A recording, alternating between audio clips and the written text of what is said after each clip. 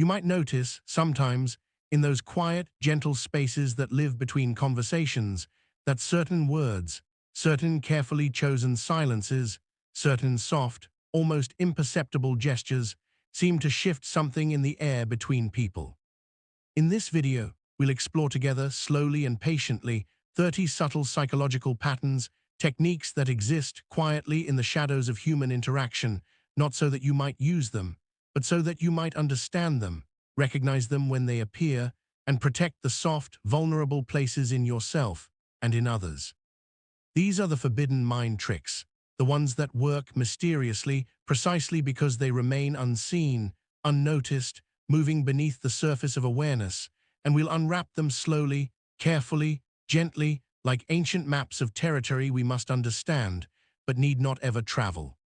Subscribe now and settle in beside me as we walk together, step by gentle step, through this quiet education, this slow illumination of what lives in the spaces between minds. 1. The door-in-the-face technique. There is something quietly powerful, something almost invisible, you might notice, in the way a large request, an impossible request, creates a strange, subtle sense of obligation when it is followed, moments later, by something smaller. Psychologist Robert Cialdini observed this pattern carefully, patiently, watching over time how people respond when someone asks first for too much, and then, as if reconsidering, as if softening, asks instead for less. The first request, you see, is designed quite deliberately to be refused. It is designed to be so large, so unreasonable, so far beyond what anyone would reasonably agree to, that no becomes the only natural response, the only possible response. But something happens, something subtle, in that moment of refusal. The person saying no, they experience something, a small discomfort, almost imperceptible, a faint sense, a quiet feeling, that they have been uncooperative, perhaps even unkind. There is a gentle weight that settles, a soft pressure, the sense that they have failed somehow to be helpful, to be generous, to be the kind of person they wish to be. And when the second request arrives, when it comes softly just moments later, it carries with it all the weight of this discomfort.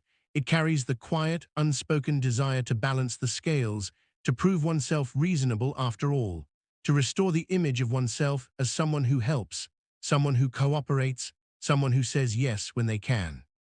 For example, imagine, if you will, that someone approaches you on a quiet afternoon. The sun is gentle, you are calm, and they ask, might you volunteer every Saturday, every single Saturday, for the next 6 months, at a community center across town? The request is enormous. It demands too much, far too much, of your time, your energy, your freedom, your weekends. You feel the weight of it immediately, and so you decline, naturally, perhaps with an apology in your voice, perhaps with a small explanation, but you say no. And then, softly, gently, almost apologetically, they ask instead, might you volunteer just once, just this coming Saturday, just for 2 hours? And something shifts inside you. The second request feels small now, manageable, almost trivial by comparison. The discomfort of your first refusal, that faint guilt, makes this second agreement feel like restoration, like finding balance again, like being, finally, the helpful person you want to be. This technique works. It works so effectively because it manipulates subtly the deep human need for consistency in self-perception, the need to see oneself as helpful, as cooperative, as reasonable. The large request, the impossible one, it reframes the small one. It makes it appear not as a demand, but as a compromise, a meeting in the middle. And compromises feel fair. They feel like the right thing to do. This reminds us, gently, softly, that context shapes perception, that the size of a request, the weight of it, exists only in relation to what came before it, and that our desire, our deep, beautiful desire, to see ourselves as good people, can be used quietly as leverage against our own boundaries. And this understanding leads us, softly, gently, to another pattern of influence. 2. The foot-in-the-door technique. Connected to this idea, woven into the same fabric of human psychology, is another insight, equally subtle, equally powerful, The understanding that small agreements, tiny, seemingly meaningless agreements, create pathways, invisible pathways, toward much larger ones. Psychologist Jonathan Friedman discovered this, through patient, careful observation, that people who agree to a tiny request, one that costs almost nothing, almost no time, no effort, no resources, become significantly more likely, surprisingly more likely, to agree to much, much larger requests later. The small agreement, you see, it changes something internal, something in how we see ourselves, something in the story we tell about who we are.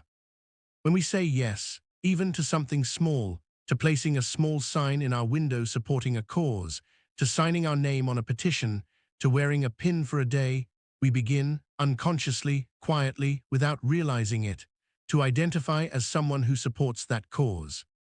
The external action, the outer behavior, it reshapes the internal identity, and once this identity forms, even loosely, even faintly, once we have acted in alignment with it, even once, larger requests that match this identity feel not like impositions, not like demands, but like natural extensions of who we already are. For example, imagine slowly, carefully, that a neighbor approaches you one afternoon. Friendly, warm, they ask you simply, just simply, to sign a petition for neighborhood safety, just your name, nothing more, a gesture taking 30 seconds, perhaps less. You sign. The request was small enough to feel costless, easy, harmless. You thought nothing of it really, just a signature, just a name. But in signing, in that simple act, you have declared yourself subtly as someone who cares about neighborhood safety, someone who takes action for this cause, someone who doesn't just think about these things, but actually does something. 2 weeks pass, quietly, gently. And then the same neighbor returns. They are still friendly, still warm, and they ask now, might you place a large sign in your front yard, a somewhat unsightly sign, perhaps, bright colors, bold letters, a sign advocating for the same cause you signed the petition for. And research shows, again and again, you are far more likely to agree to this larger request, far more likely, than someone who was never asked to sign the petition at all, someone who never took that first small step. The small commitment, it served as a foot in the door of your identity, a gentle wedge that, once placed, once inserted, makes the door easier to open wider. Each yes, each small agreement, makes the next yes feel more consistent, more aligned with the story you are now telling yourself about who you are. This technique works. It works so powerfully because humans need psychological consistency. We experience deep discomfort, almost pain, when our actions contradict our self-image. Once we have acted as a certain type of person, once we have behaved in a certain way, we feel internal pressure, quiet, constant pressure, to continue acting that way, to prove to ourselves that the first action was genuine, meaningful, reflective of our true character. Building softly on this foundation, we come to understand that influence often works not through single moments, not through one dramatic conversation or choice, but through sequences, through the careful, patient construction of pathways made of small steps, each one feeling natural, reasonable, right, until you find yourself standing somewhere you never intended to go.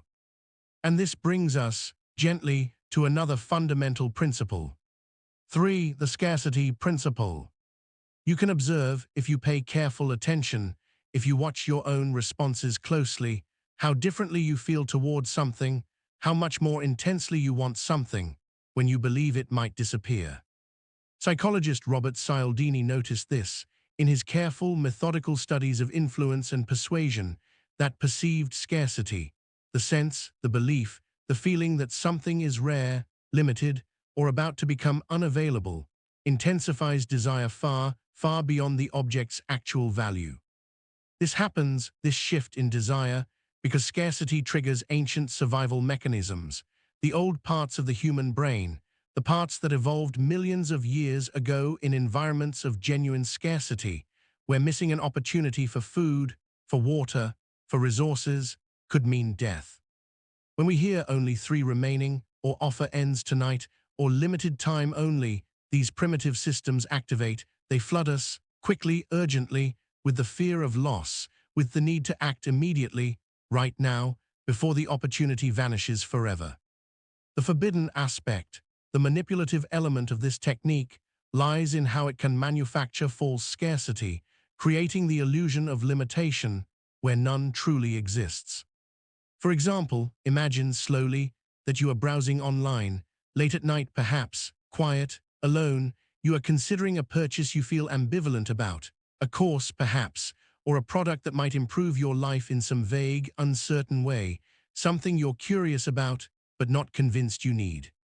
You are hesitating, wisely, taking time as you should to consider whether you truly need this, whether it's worth the money, whether it aligns with your actual goals. And then you notice something. A small timer on the screen, red numbers, counting down. Sale ends in 2 hours and 37 minutes. Below it, another message in urgent text, only 4 spots remaining at this price. And something changes immediately in your body, a tightening in your chest, a quickening of your pulse, your breathing shifts, becomes slightly faster, shallower. Suddenly the decision feels urgent, the time for careful consideration, for sleeping on it, for talking it over with someone you trust, evaporates. You must choose now, right now, this moment. And the choice increasingly feels like it must be yes. It must be, or you will lose something, even though just moments ago you did not even know this thing existed, even though your life was perfectly fine without it. This technique, it bypasses rational evaluation. It creates a state where loss aversion, the deep, powerful pain of potentially missing out, overwhelms the simple, important question of whether you actually want or need what is being offered. The focus shifts completely from "is this valuable to me? Will this improve my life? Is this worth the money?" to simply, "will I lose access to this? Will this opportunity vanish?"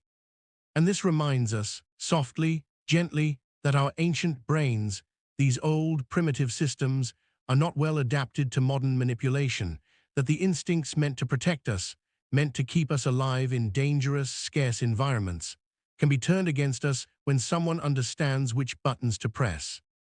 And that urgency itself, that feeling of now or never, is often the clearest signal that someone is trying to bypass your thoughtful, deliberate, wise decision-making. There is another layer to consider here, another principle woven into the fabric of influence. For the reciprocity trap. Sometimes, in the quiet moments of receiving, in the gentle act of accepting a gift or kindness, we do not notice the invisible debt being placed upon us.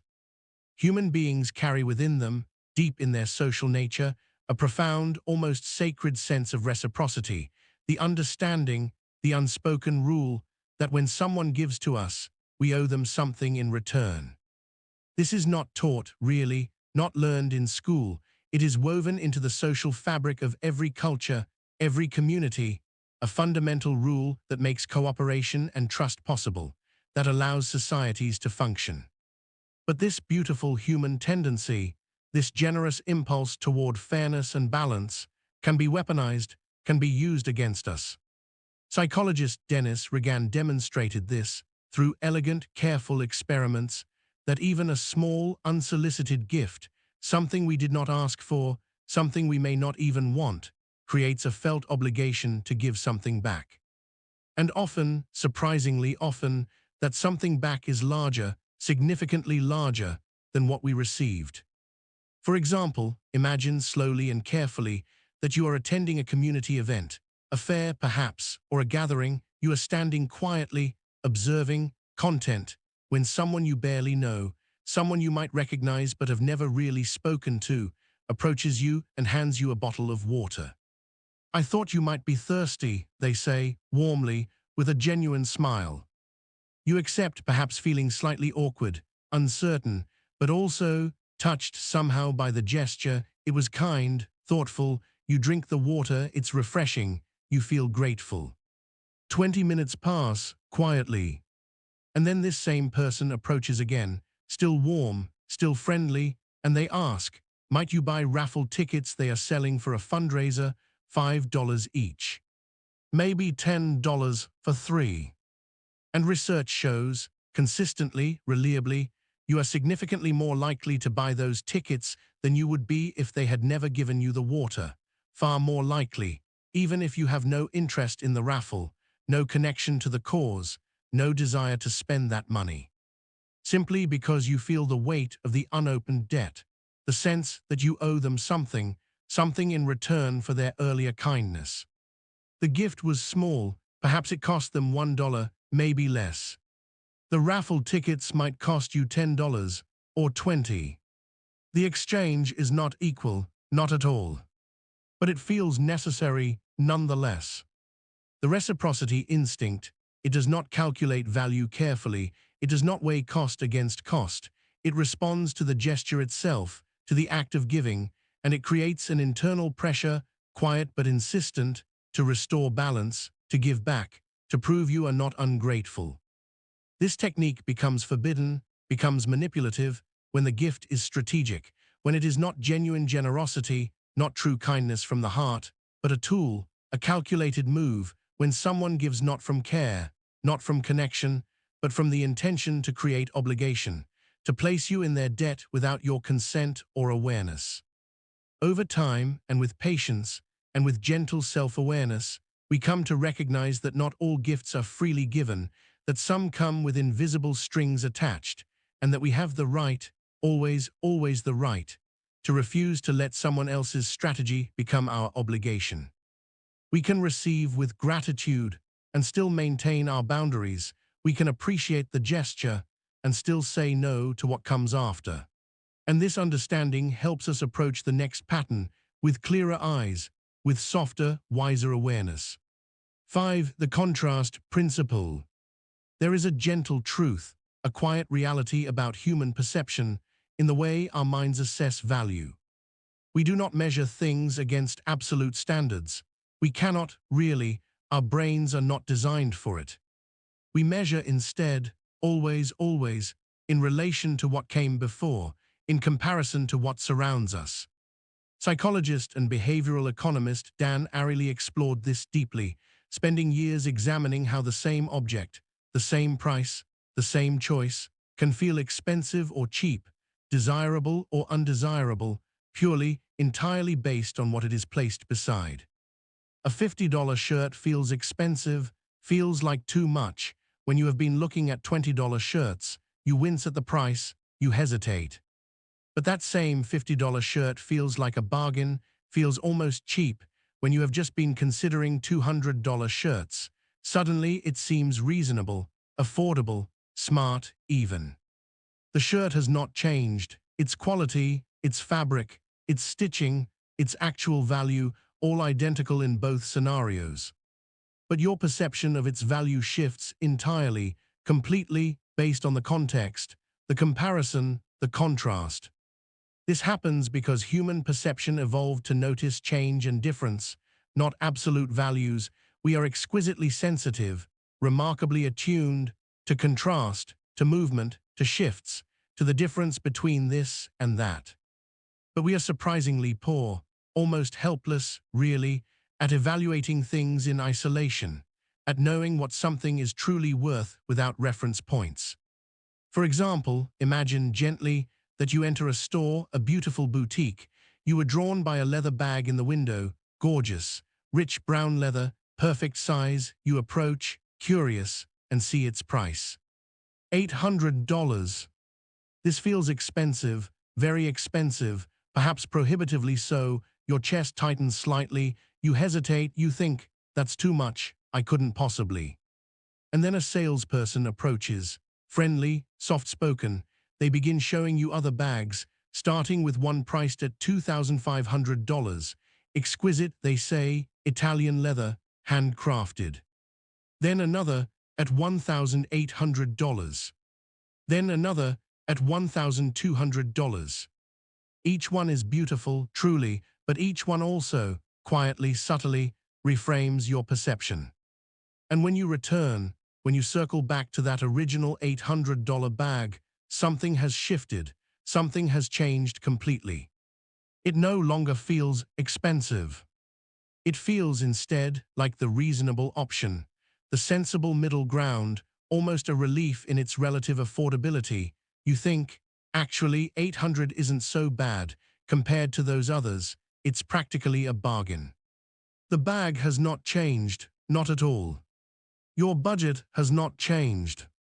But the contrast, the carefully constructed contrast, has transformed your perception, has made $800 feel not like too much, but like just right. This technique is forbidden, becomes manipulative, when used deliberately to distort your sense of value, when the expensive options exist only to make the intended purchase seem reasonable by comparison, when the contrast is manufactured, carefully constructed, not to help you choose what's best for you, but to make you choose what someone else wants you to choose. This reminds us, gently, that we must, when possible, when we have the awareness, evaluate things against our own needs and resources, against the simple question, is this valuable to me, at this price, in my actual life? Rather than against whatever comparisons are strategically, carefully placed before us. Building on this awareness, settling into this understanding, we move toward an even more subtle form of influence. 6. The Benjamin Franklin effect. There is something paradoxical, something that seems to contradict everything we think we know about human nature, in the way asking someone for a favor makes them like you more. Not less, Maury.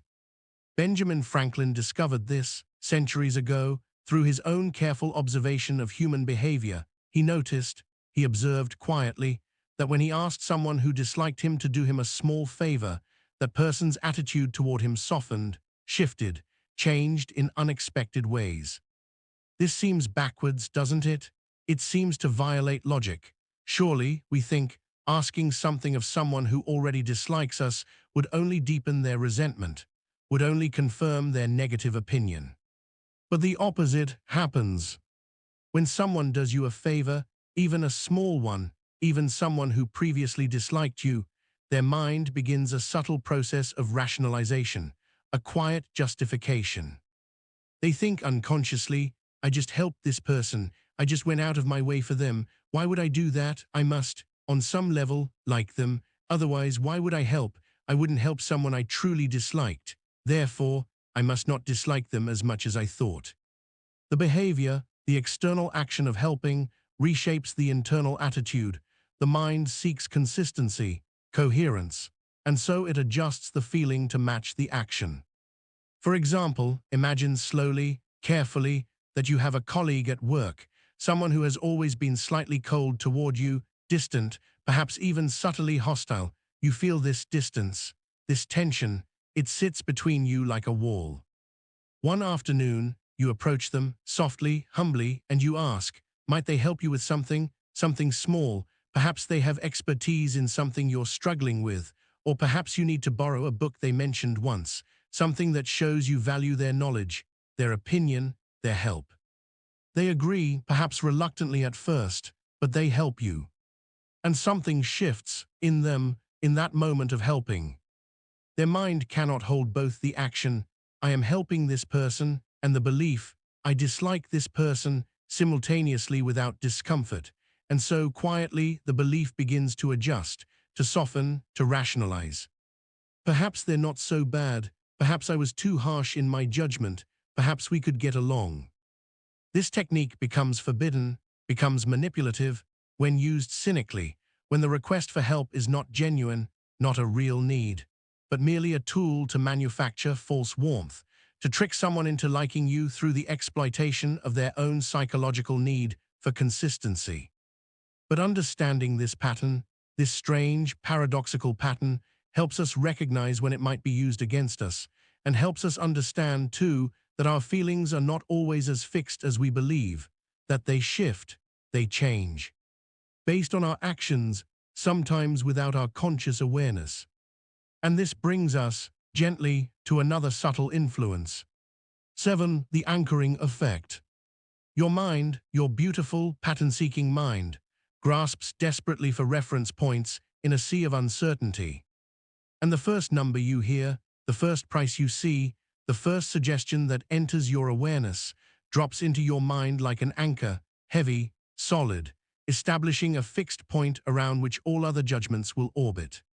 Psychologists Amos Tversky and Daniel Kahneman demonstrated this through brilliant, elegant experiments that even completely random numbers, numbers that have no logical connection to the decision at hand, influence our judgments profoundly.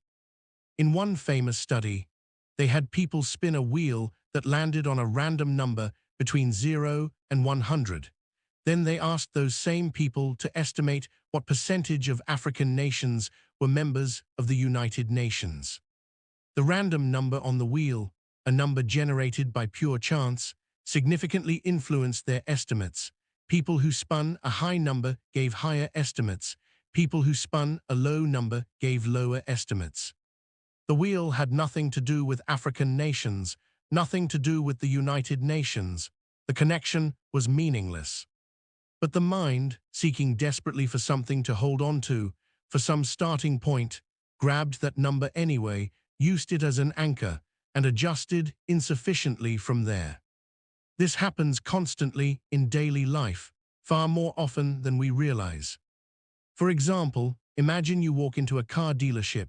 You have done some research. You know roughly what cars in this category should cost, perhaps $20,000 to $30,000. The salesperson greets you warmly, shows you a beautiful car, and mentions, casually, almost as if they're thinking aloud, this model, with all the premium features, can go up to $55,000. $55,000, the number lands in your mind, settles there, becomes the anchor.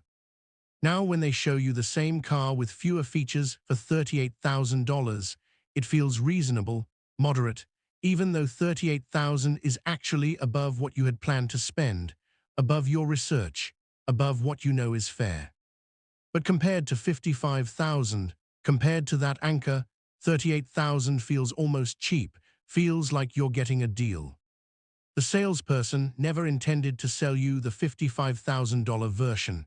That number existed only to establish the anchor, to make the real price, the price they always intended, seem reasonable by comparison.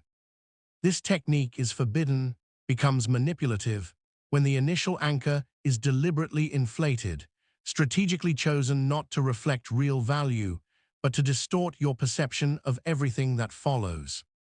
And it works so effectively because we cannot help but be influenced by anchors, even when we know about this bias, even when we understand it intellectually. The anchor still pulls at us, still shapes our judgment. The only protection, the only gentle defense, is to come prepared with your own anchor, your own research, your own sense of value that exists independently, separately, from whatever number is first presented to you. And this understanding leads us, softly, toward another pattern in the architecture of persuasion. 8. The decoy effect. Sometimes you might notice a choice that seems worse than the others exists only to make one particular option look better. Marketing psychologist Dan Ariely explored this phenomenon beautifully, showing how introducing a third option, an option that is clearly inferior to one of the original two choices, dramatically increases preference for the option it is inferior to. This is called the decoy, the asymmetrically dominated option. It exists not to be chosen, but to be compared against. For example, imagine you are subscribing to a magazine. You are presented with two options initially. Option A, digital subscription only, $60 per year. Option B, print and digital subscription, $125 per year. You look at these options, you think, $60 seems reasonable for digital, but $125 for print and digital, is that worth it? You're not sure. The decision feels difficult, unclear. Now imagine a third option appears. Option C, print subscription only, $120 per year. Suddenly, everything shifts. Option C makes no sense. Why would anyone pay $120 for print only when they could pay just $5 more and get both print and digital? Option C is clearly, obviously inferior to option B. And in comparison, option B now looks like incredible value, like the smart choice, like the only logical decision. Subscriptions to option B increase dramatically. sometimes by as much as 40%, simply because option C exists, even though option C itself is almost never chosen. The DEEC option C was never meant to be purchased. It existed only to make option B look better, to create a comparison that highlights option B's value. This happens everywhere, in product pricing, in service tiers, in menu design at restaurants. The medium-sized popcorn at a movie theater often exists primarily to make the large size seem like better value. Small, $5, medium, $7, large, $7.50. Suddenly, the large looks smart. Why pay $7 for medium when you can get so much more for just 50 cents extra? This technique becomes forbidden, manipulative, when the DEEC is designed purely to exploit your comparative reasoning, when options are structured not to give you genuine choice, but to guide you toward a predetermined outcome. Understanding this pattern helps you ask a different question, not which of these options is the best value compared to the others, but rather, do I actually need this at all, and if so, which option truly serves my needs, independent of how it compares to the DEECs.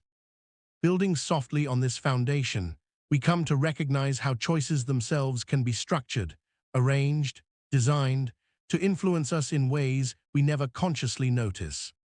And this brings us, gently, to the next subtle manipulation. 9. The paradox of choice.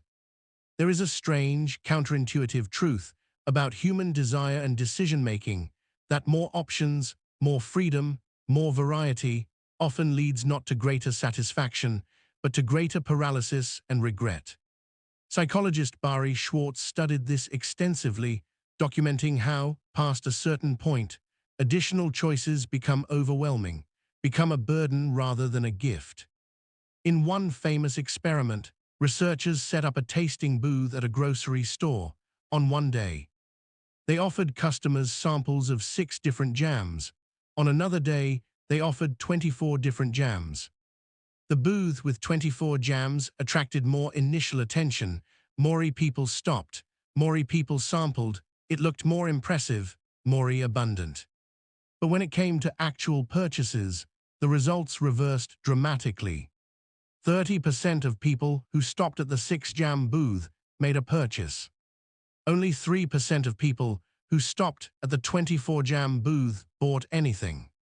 The abundance of choice, rather than empowering people, paralyzed them, made the decision feel too complex, too risky, too likely to result in regret. What if I choose wrong? What if one of the other 23 jams would have been better? And so, they chose nothing at all. This happens not just with jams, but with everything: retirement plans, dating apps, streaming services, career paths. The more options we face, the more difficult the decision becomes, and the less satisfied we feel with whatever we ultimately choose, because we cannot stop wondering about all the paths not taken. For example, imagine you are choosing a health insurance plan. You are presented with 30 different options, different deductibles, different copays, different networks, different prescription coverage. The matrix of choices is vast, complex, overwhelming. You spend hours trying to compare them, trying to predict what you might need, trying to calculate the optimal choice. And even after you finally choose, you feel uncertain, anxious. Did I choose right? Should I have gone with the lower deductible? What if I got it wrong? Now imagine instead you were presented with 3 carefully curated options: good, better, best, each one clearly explained, each one designed for a different situation. The decision becomes easier, faster, and you feel more confident afterward, because there were fewer paths not taken to second guess. This technique becomes manipulative, forbidden, when someone deliberately overwhelms you with options to create decision paralysis, and then swoops in to help by recommending their preferred choice, or when complexity is manufactured simply to make you too exhausted to shop around, to compare, to seek better alternatives.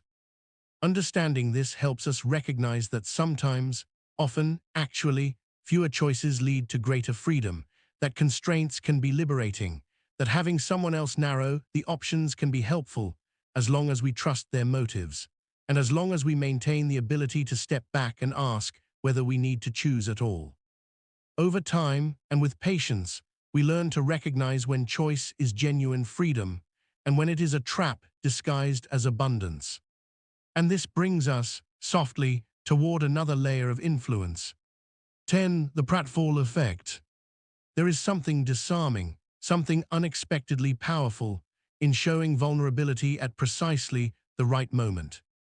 Psychologist Elliot Aronson discovered this through fascinating research, that people who are highly competent, who seem almost perfect, become more likable, not less, when they make a small, harmless mistake.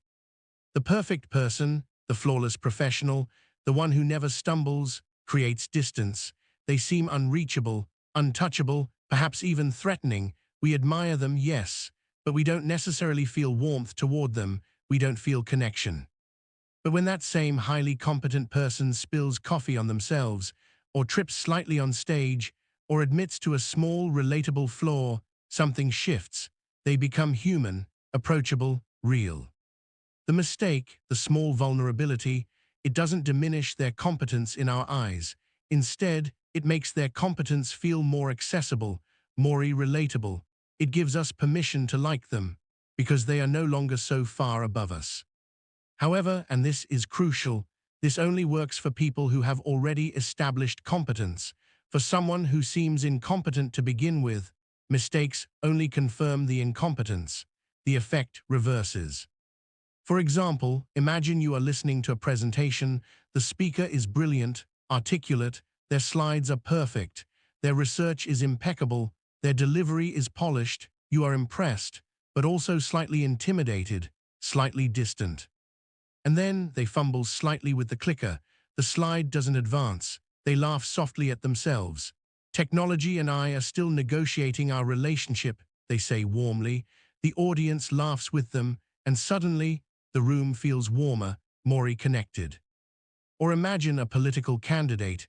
They give flawless speeches. They never seem uncertain, never seem to struggle. They project absolute confidence, and yet, people don't quite warm to them. Then, in an interview, they admit to a small, harmless imperfection. I'm terrible at remembering people's names. I have to write them down immediately or they just vanish. And suddenly, they seem more human, more trustworthy, more like us. This technique becomes forbidden, manipulative, when the vulnerability is strategic rather than genuine. When someone deliberately manufactures small mistakes or admits to carefully chosen flaws that are actually humble brags or designed to manipulate your feelings.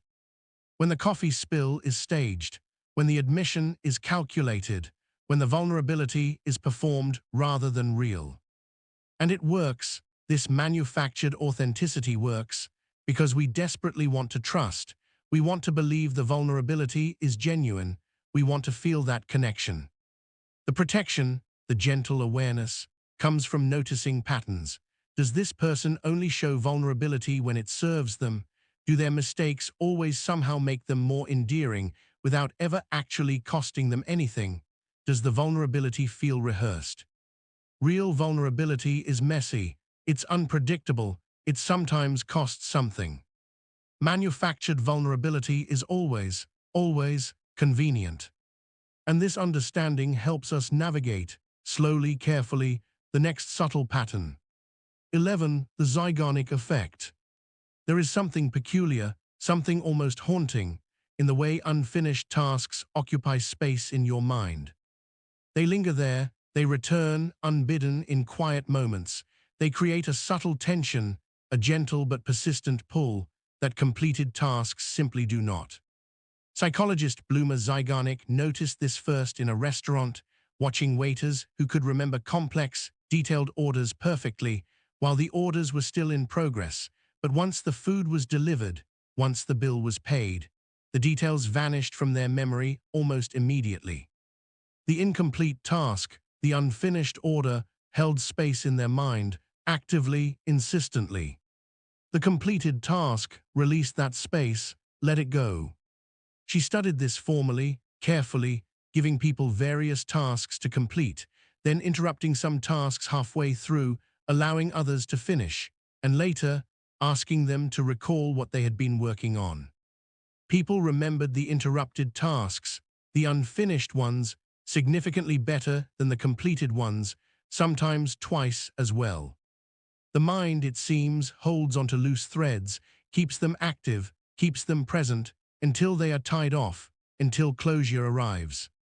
This is why cliffhangers work, why you cannot stop reading a mystery novel halfway through, why you must finish the series even when the quality declines, why you keep returning to projects you've started even when you're no longer sure why they matter. The incompletion itself creates a cognitive tension, a kind of mental itch, and the mind seeks relief from this tension through completion. For example, imagine you start watching a television series. The first episode ends on a revelation, a question, a moment of suspense. Who killed him? Why did she leave? What happens next? You did not plan to watch another episode. You have work tomorrow. You need sleep. But the incompletion, it pulls at you. The unanswered question sits in your mind, creating tension, creating the need for resolution, and so you click next episode. Just one more, just to see what happens.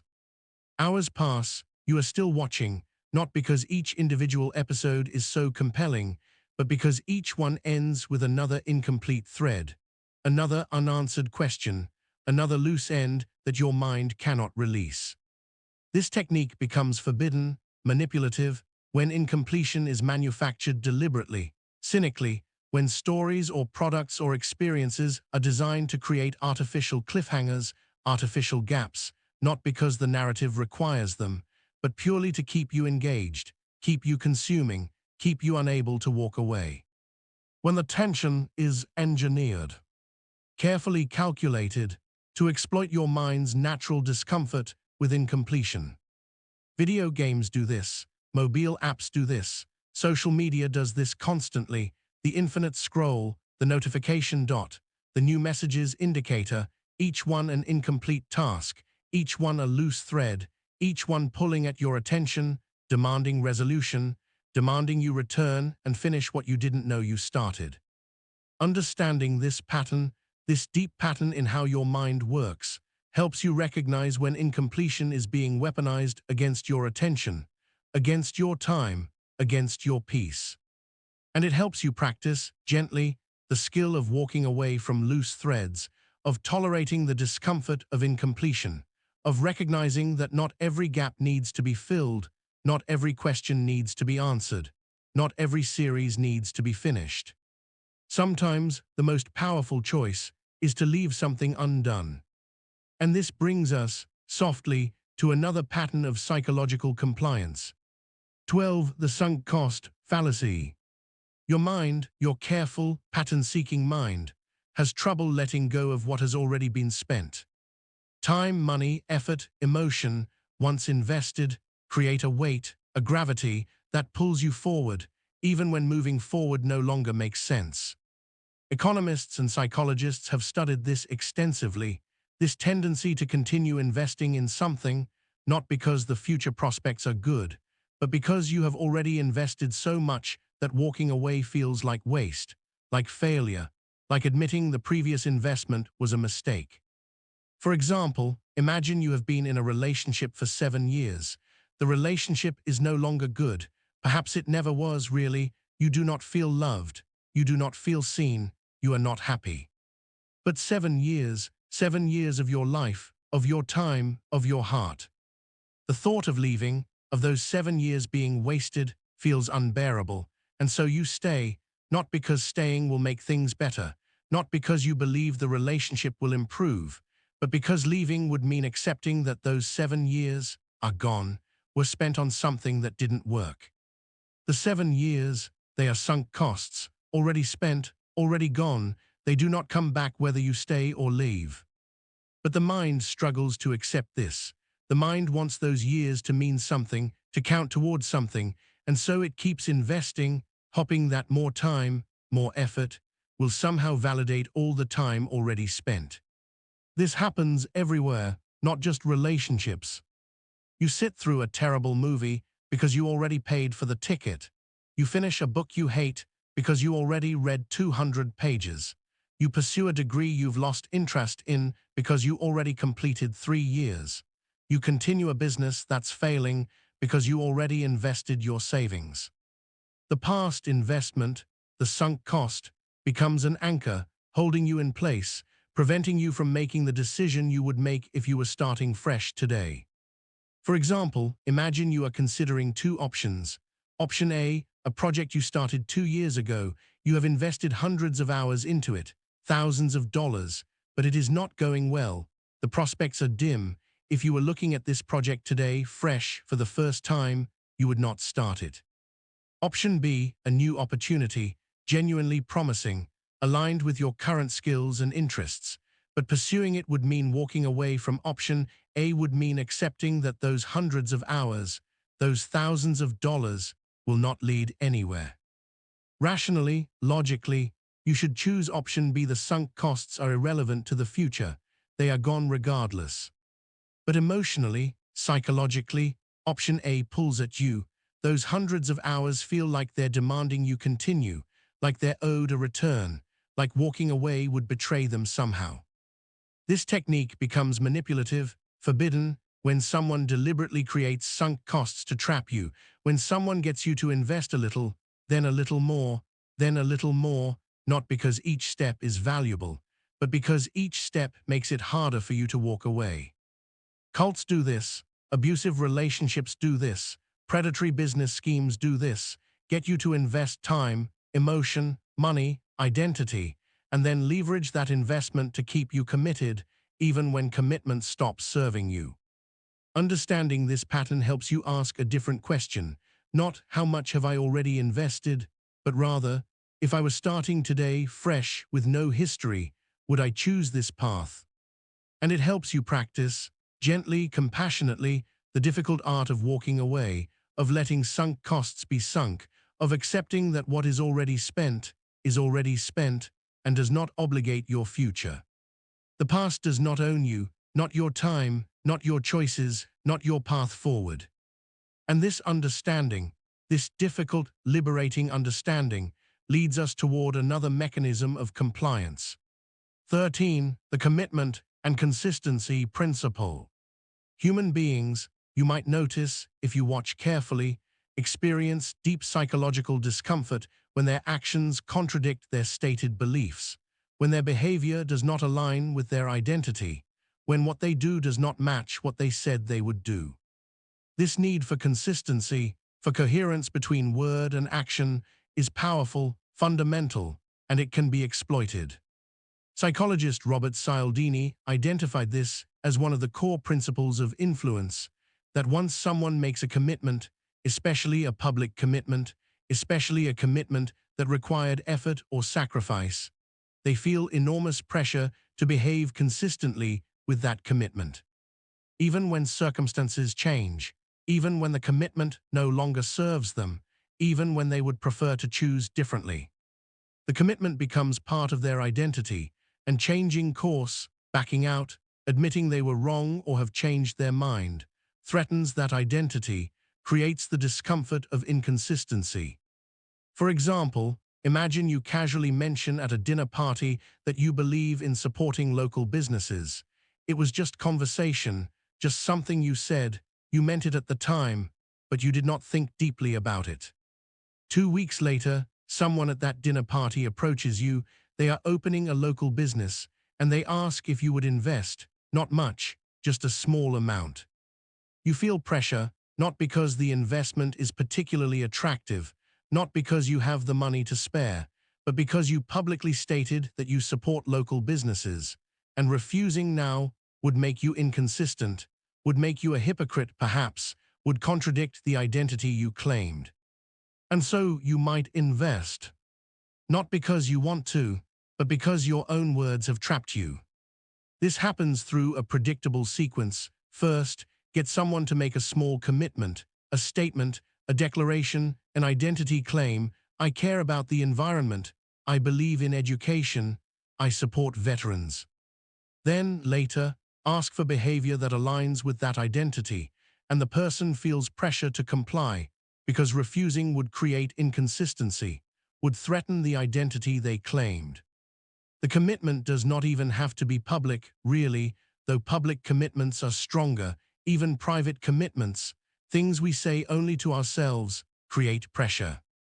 If you tell yourself, I am someone who finishes what they start, then starting something, anything, creates pressure to finish it, even if finishing it no longer makes sense. If you identify as someone who is always punctual, then being late even once creates deep discomfort. You might rush dangerously through traffic, risk a speeding ticket, arrive stressed and anxious, just to preserve this identity, this consistency.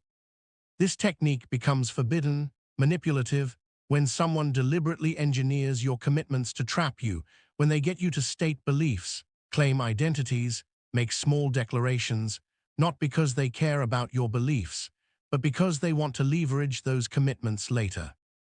When they use your own need for consistency as a weapon against your judgment, against your boundaries, against your ability to change your mind when circumstances change. Understanding this helps you recognize that consistency is not always a virtue, that changing your mind is not weakness, that you are allowed, always allowed, to say, I used to think that, but I've reconsidered, or I said I would, but I've changed my mind. Your past commitments, even your past identities, do not own your present choices. You are allowed to grow, to change, to be inconsistent when being inconsistent serves your well-being. And this understanding, this permission, leads us gently toward another subtle manipulation. 14. The halo effect. There is something strange, something almost magical, in how one positive quality, one area of excellence or attractiveness, spreads like light across your entire perception of a person. Psychologist Edward Thorndike first documented this systematically, noticing that when people rated others, a high rating in one area bled into ratings of completely unrelated areas. Physical attractiveness, for instance, made people seem more intelligent, more trustworthy, more competent, even though appearance has no logical connection to these qualities. Or a person's skill in one domain, say success in business, made people assume they would be wise about politics, relationships, health, science, areas where their expertise did not actually extend. The halo, the positive glow, spreads indiscriminately, illogically. For example, imagine a doctor walks into the examination room. They are tall, symmetrically featured, well-groomed, their white coat is crisp, their manner is confident. Before they even speak, before they demonstrate any medical knowledge, you already feel more confident in their abilities. You trust them more, you are more likely to follow their recommendations. Even though their appearance, their height, their facial symmetry tells you nothing about their medical competence, nothing about whether they stayed current with research, nothing about whether they listen carefully to patients, nothing about whether they make good diagnostic decisions. But the halo effect operates beneath conscious reasoning. You do not think, this person is attractive, therefore I should trust their medical judgment. You simply feel more trust. The feeling arrives unbidden, pre-rational. This happens everywhere, in courtrooms, where attractive defendants receive more lenient sentences, in hiring, where candidates from prestigious universities are assumed to be more competent across all dimensions, in politics, where charismatic speakers are assumed to have good policies, in marketing, where beautiful celebrities are used to sell products they know nothing about. The positive quality in one area, it creates a glow, and in that glow, we fail to see clearly, fail to evaluate accurately, fail to separate domains that should be separate.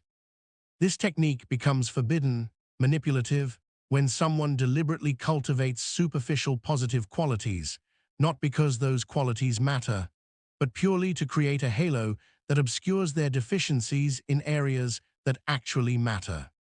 When appearance is weaponized to substitute for competence, when charm is manufactured to distract from dishonesty, when credentials in one area are leveraged to claim authority in others.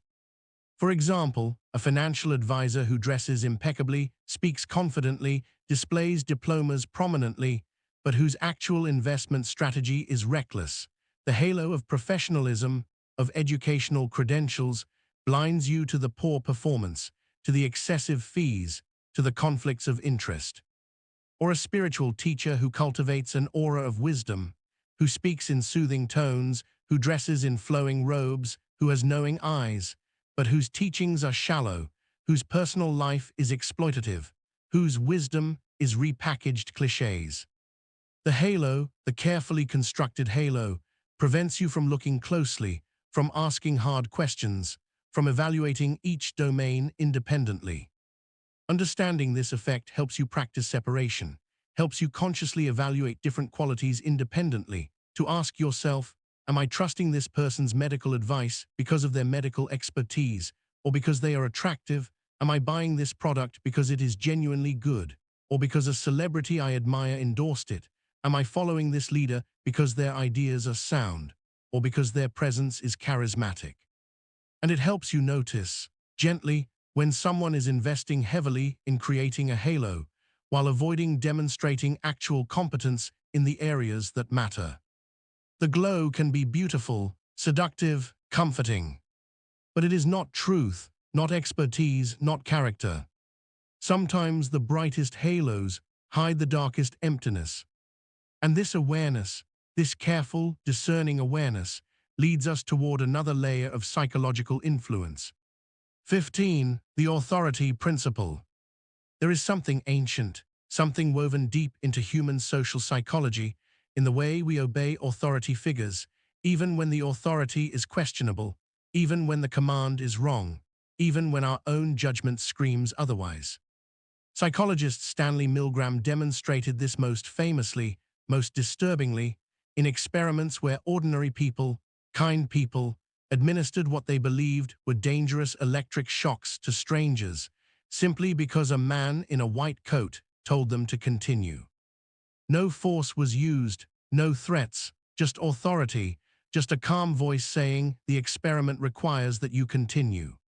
And they continued, most of them, far beyond what they believed was safe, far beyond what felt right.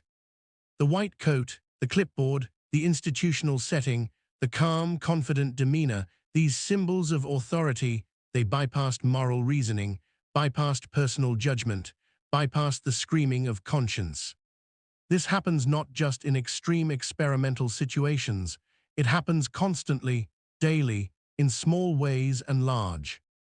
For example, imagine you are in a hospital, you have been prescribed a medication, but something feels wrong. The dosage seems high, the timing seems odd, you have questions, concerns. But the person giving you the medication is wearing scrubs, carrying a chart, speaking with confident authority. This is what the doctor ordered, they say. And you, despite your concerns, despite your questions, take the medication because they have authority, because they seem to know, because questioning them feels difficult, uncomfortable, perhaps even inappropriate. Later, you learn the dosage was indeed wrong, a mistake was made, your concerns were valid. But in the moment, authority silenced your judgment. Or imagine you are stopped by someone in a uniform, security guard, police officer, someone with a badge. They ask you questions, ask to search your bag, ask you to move along, ask you to comply with requests that may not even be legal, may not even be within their actual authority. And you comply not because you legally must, not because you agree, but because the uniform, the badge, the symbols of authority trigger deep, automatic compliance. This technique becomes forbidden, manipulative, when someone deliberately adopts the symbols of authority, the appearance of expertise, the trappings of legitimacy, without actual qualification, without actual right to command, without actual expertise in the domain. When the white coat is borrowed, when the confident tone is performed, when the credentials are exaggerated or fabricated, when the institutional setting is staged. For example, someone creates a website that looks official, medical-sounding language, citations to studies, professional photographs, impressive credentials listed, and they recommend treatments, products, protocols. You trust them, their site looks authoritative, sounds authoritative, feels legitimate. But the credentials are from diploma mills, the studies are misrepresented, the recommendations are dangerous, the authority is entirely manufactured. Understanding this principle helps you practice healthy skepticism, helps you remember that authority must be earned and must be relevant to the domain, that someone with authority in one area does not automatically have authority in another, that symbols of authority, uniforms, titles, confident tones, can be adopted by anyone. And it helps you trust, slowly, carefully, your own judgment, your own questions, your own concerns. Authority deserves respect when it is legitimate, when it is earned, when it is relevant. But it should never, never silence your inner voice completely. Sometimes, often, actually, your quiet concerns are wiser than loud authority. And this understanding brings us, gently, to the next mechanism of psychological compliance. 16. The framing effect. The way something is presented, the words chosen to describe it, the context wrapped around it, matters far more than logic suggests it should. The exact same choice, the exact same option, the exact same reality can feel completely different, can lead to opposite decisions based purely on how it is framed. Psychologists Amos Tversky and Daniel Kahneman demonstrated this brilliantly, showing that people respond very differently to identical situations depending on whether the outcome is framed as a gain or a loss. For example, imagine you are told about a disease outbreak. 600 people are at risk. You must choose between two treatment programs. Program A, 200 people will be saved. Program B, there is a 1/3 probability that 600 people will be saved, and a 2/3 probability that no one will be saved. Most people, when presented with this framing, choose Program A. The certainty of saving 200 lives feels better than the risk. Now imagine the same scenario, framed differently. Program C, 400 people will die. Program D, there is a 1/3 probability that nobody will die and a 2/3 probability that 600 people will die. With this framing, most people choose Program D. The certainty of 400 deaths feels worse than taking a risk. But here is what matters, what reveals the manipulation. Program A and Program C are identical. 200 saved means 400 die. They are the same outcome. Program B and Program D are also identical. The probabilities, the mathematics, the actual results, exactly the same. Only the framing changed, gain versus loss, saved versus died. And the framing, just the framing, completely reversed people's preferences. This happens constantly in daily life, everywhere you look, once you start noticing. A medication is described as 90% effective rather than fails 10% of the time. Same reality, different feeling. Ground beef is labeled 80% lean rather than 20% fat. Same product, different appeal. A discount is framed as save $20 rather than only $20 off the original price. Same reduction, different psychology. For example, imagine you are considering a surgical procedure. The doctor presents the statistics. This surgery has a 95% survival rate, they say calmly. You feel reassured, 95%, those are good odds, safe odds. But imagine instead they said, 5% of patients die from this surgery. Same numbers, same reality, same risk. But suddenly, the decision feels different, heavier, more dangerous, 5% dying. That sounds significant, frightening. The frame, just the frame, shifts your entire emotional response, your sense of safety, your willingness to proceed. This technique becomes forbidden, manipulative, when framing is used deliberately to obscure truth, to make dangerous things seem safe, to make bad deals seem good, to make losses seem like wins. When car dealerships emphasize the low monthly payment rather than the total cost over 6 years of financing, same amount of money leaving your pocket, but the monthly frame makes it feel manageable, affordable, small. When credit cards advertise 0% interest for 12 months, making you focus on the gain, while minimizing that after 12 months, the interest rate jumps to 23%.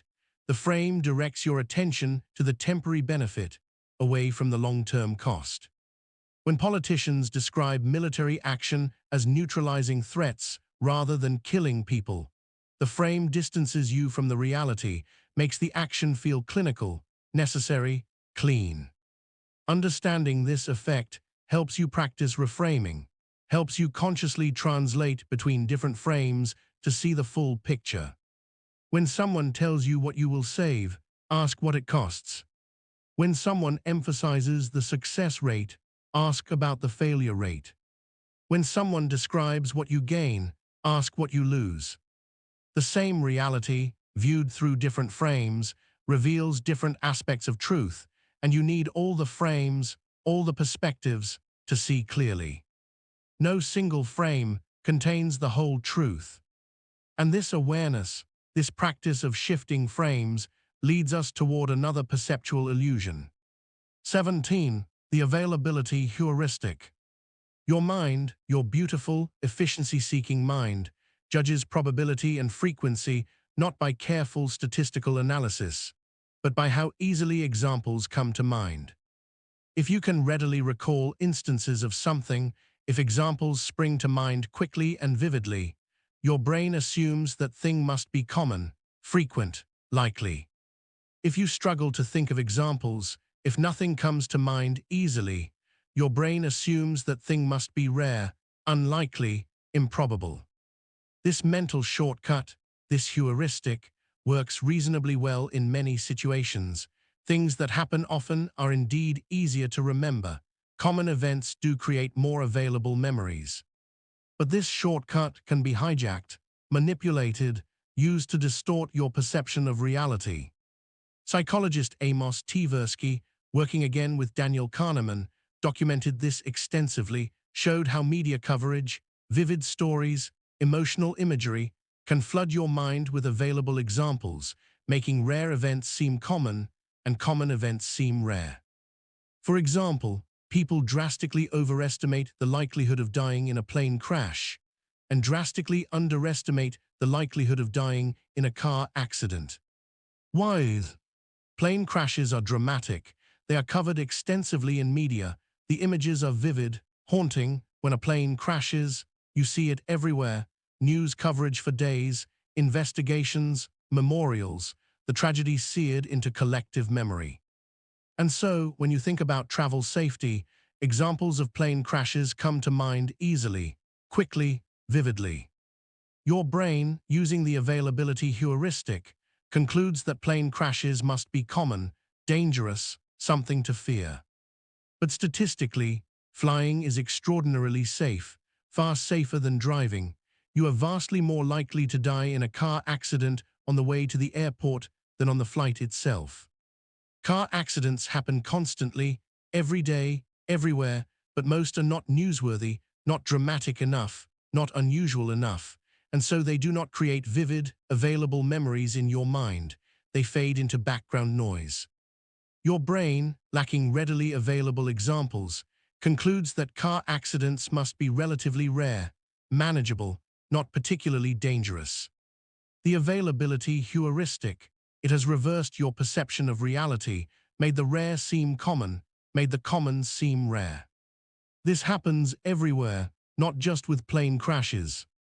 People overestimate the risk of terrorism because terrorist attacks are covered intensely when they occur, creating highly available, emotionally charged memories. They underestimate the risk of heart disease, even though heart disease kills far more people, because heart disease deaths are not dramatic, not newsworthy, not memorable.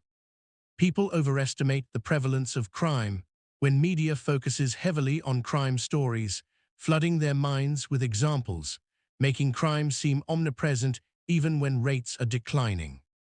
For example, imagine you are deciding where to live. You are considering a particular neighborhood.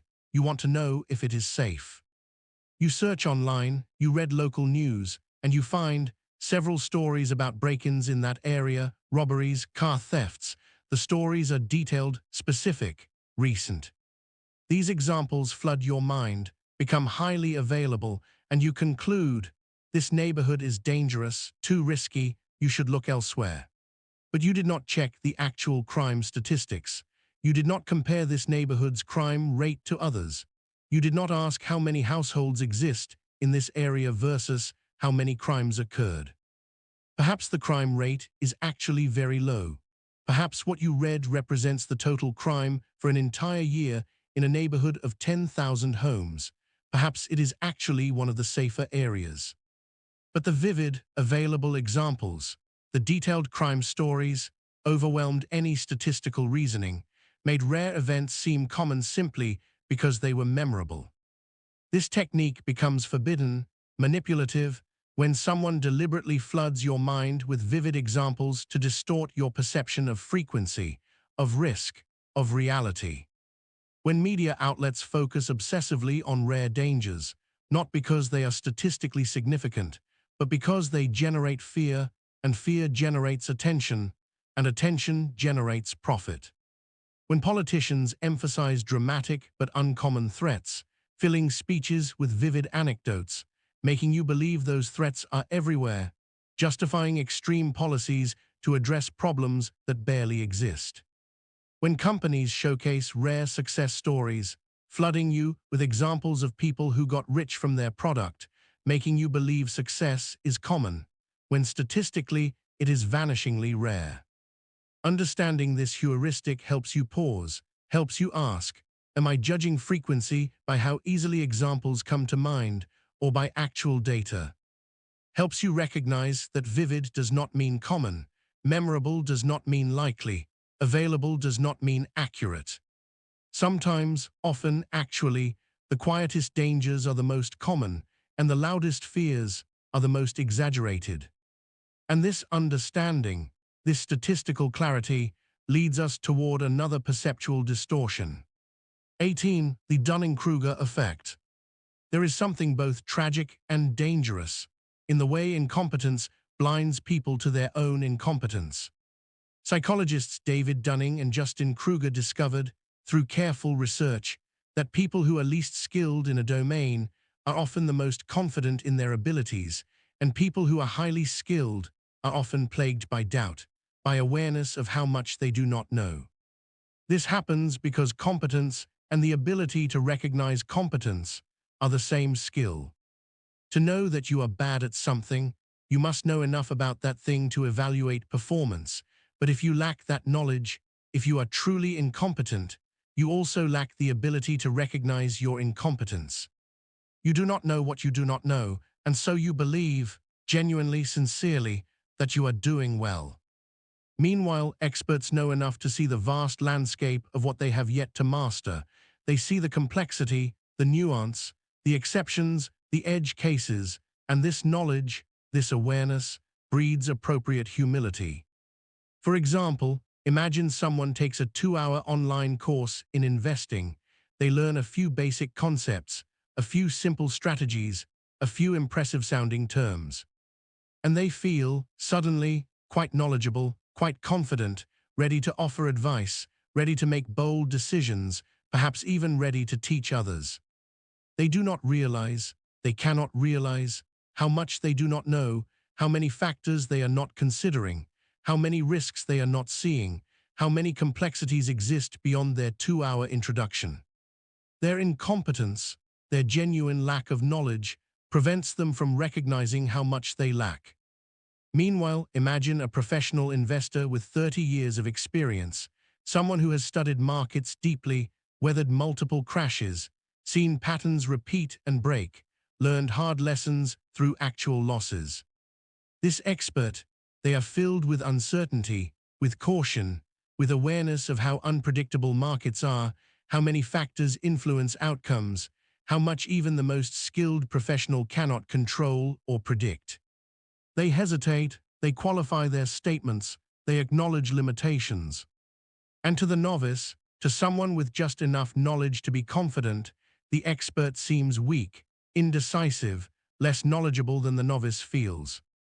The confident incompetence, it sounds more certain than humble expertise, and certainty, certainty is seductive. This happens everywhere, in every domain. Someone reads a few articles about vaccines and believes they understand immunology better than doctors who studied for years. Someone watches a documentary about physics and believes they have spotted errors that professional physicists missed. Someone takes a weekend seminar on leadership and believes they can fix organizations that expert consultants struggle with. The little bit of knowledge, it creates enormous confidence, false clarity, the illusion of understanding. For example, imagine you are hiring someone, two candidates. One speaks with tremendous confidence, answers every question immediately, never hesitates, never admits uncertainty, sounds like an expert. The other candidate, they pause before answering, they say it depends frequently, they acknowledge complexity, they admit when they are not sure, they sound less certain. The Dunning-Kruger effect, it makes the first candidate seem more qualified, their confidence signals expertise, their certainty feels reassuring. But actually, the second candidate might be far more competent. Their hesitation reflects genuine understanding of complexity. Their qualifications reflect real awareness of limitations.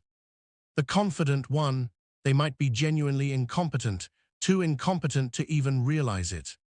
This technique becomes forbidden, manipulative, when someone deliberately performs confidence to mask incompetence, when they know enough to know they should know more, but choose to project certainty anyway, because certainty sells, certainty persuades, certainty attracts followers and customers and believers.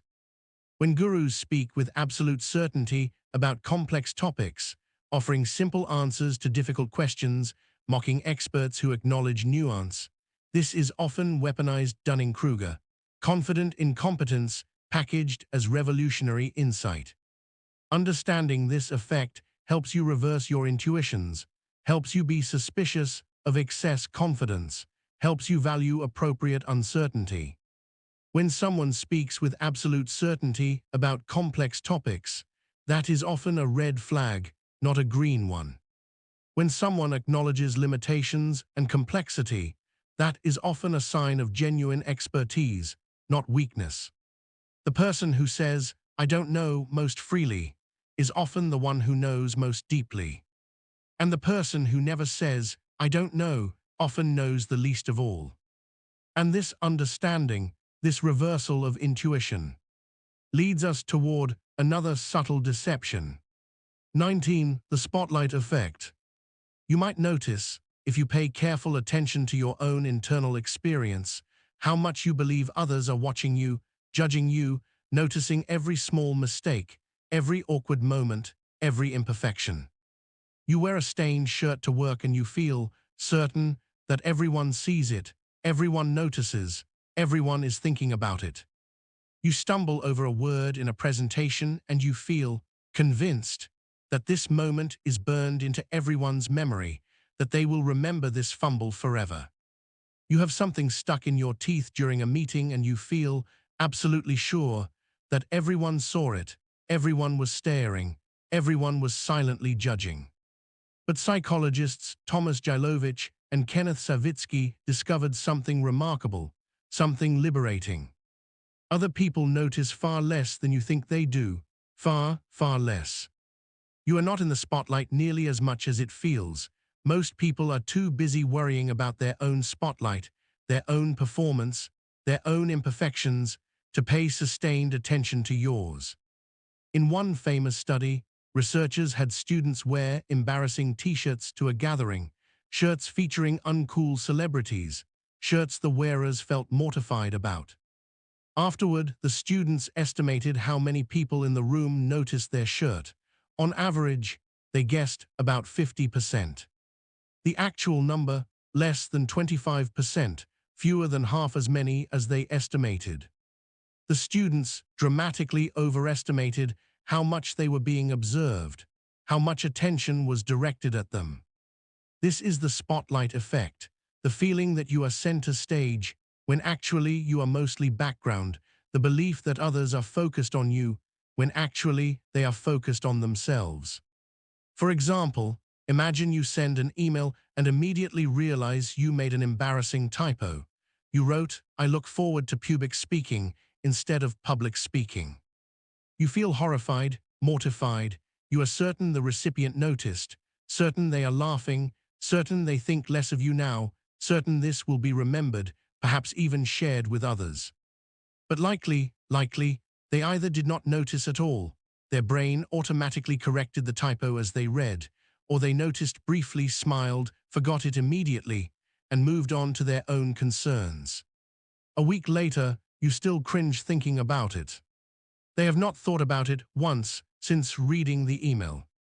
You are illuminated in your own spotlight, but to them, you are barely visible. Your embarrassment, your mortification, exists almost entirely in your own mind. This happens constantly. You worry endlessly about how you came across in a conversation. They have already forgotten the conversation. You replay an awkward interaction for days.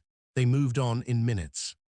This technique becomes manipulative, forbidden, when someone deliberately activates your spotlight effect, makes you feel watched, judged, exposed, to control your behavior.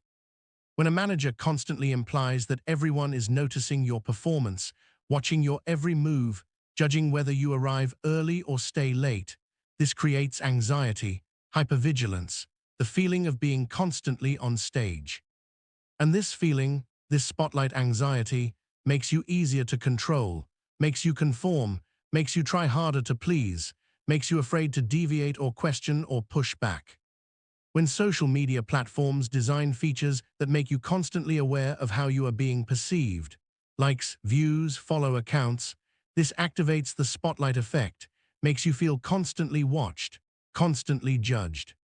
And this feeling, it changes your behavior, makes you perform rather than share genuinely, makes you curate rather than express honestly, makes you anxious about how you appear rather than focused on what matters to you.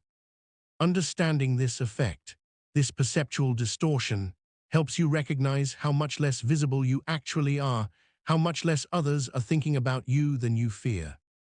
And this recognition, it is liberating.